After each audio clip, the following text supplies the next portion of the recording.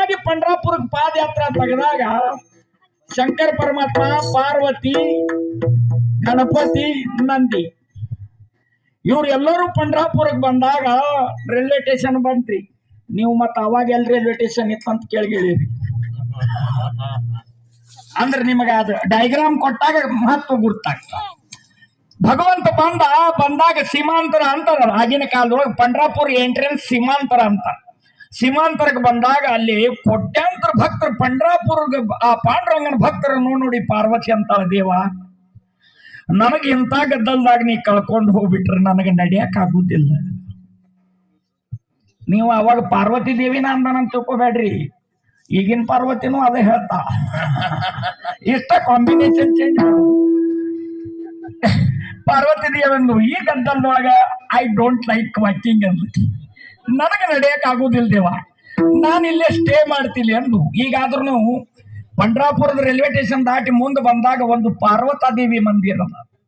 ಪಾರ್ವತಿ ದೇವಿ ಅಲ್ಲಿ ನೆಲೆಸಿದ್ದ. ಅಲ್ಲಿಂದ ಯಾರು ಉಳಿದ್ರಿ? ನಂದಿ, ಗಣಪತಿ, ಶಂಕರ ಪರಮಾತ್ಮ.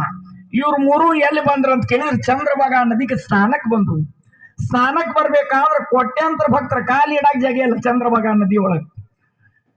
ಗಣಪತಿ, ಶಂಕರ ಪರಮಾತ್ಮ, ನಂದಿ ತಗೊಂಡು ಪೈರಿ ಹತ್ತಿ ಮ್ಯಾಗ ಬಂದ.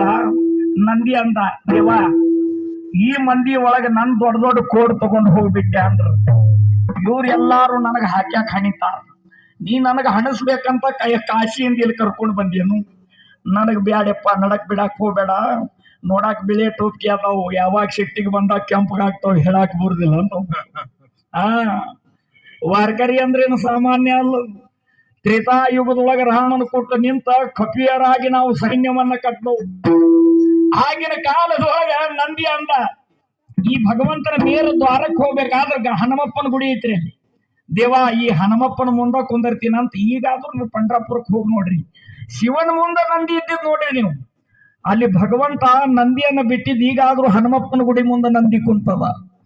ಹಂಗ ಒಳಗೆ ಎಂಟ್ರೆನ್ಸ್ ಆದ್ರು ರಾಯಲ್ ಎಂಟ್ರಿ. ಭಗವಂತನ ಸನ್ನಿಧ್ಯ ಬಂತು. ಗಣಪತಿ ಅಂದ, ಪಪ್ಪ ಶ್ವಾಸ ಸಿಕ್ಕೊಳ್ಳಿ ಕುಂತದ, ಮಂದಿ ಬಾಳ ದೂಕ್ಲಿ ಕುಂತಾರ, ಇಷ್ಟ ಕಾರ್ಯಕ್ರಮದೊಳಗೆ ಇಷ್ಟ ಮಂದಿ ಹೆಣ್ಮಕ್ಳು ಕುಂತಾರ, ಏನ್ ಮಾಡುದು ಪಪ್ಪ ಅಂದ. ಹೇಳ್ತೇನ್ರಿ ನಾ ಹೇಳಿದ್ ನಿಮಗ.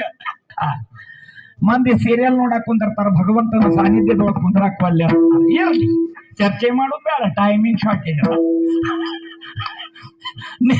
ನಿಮಗೆ ಹೇಳ್ತೀನಿ, ನನಗ ಒಳಗೆ ಬರಾಕ್ ಬರುದಿಲ್ಲ. ಗರ್ಭಗುಡಿ ಒಳಗೆ ಬಾಳ ಗದ್ಲೈತಿ, ನಾ ಇಲ್ಲೇ ಕುಂದಿರ್ತೀನಿ ಅಂದಾಗ ಈ ಮೇನ ದ್ವಾರಕ್ಕೆ ಹಿಂಗ್ ಕಾಲಿಟ್ರಂದ್ರೆ ಭಗವಂತನ ಮೇನ ದ್ವಾರ, ಅಲ್ಲೇ ಗಣಪತಿ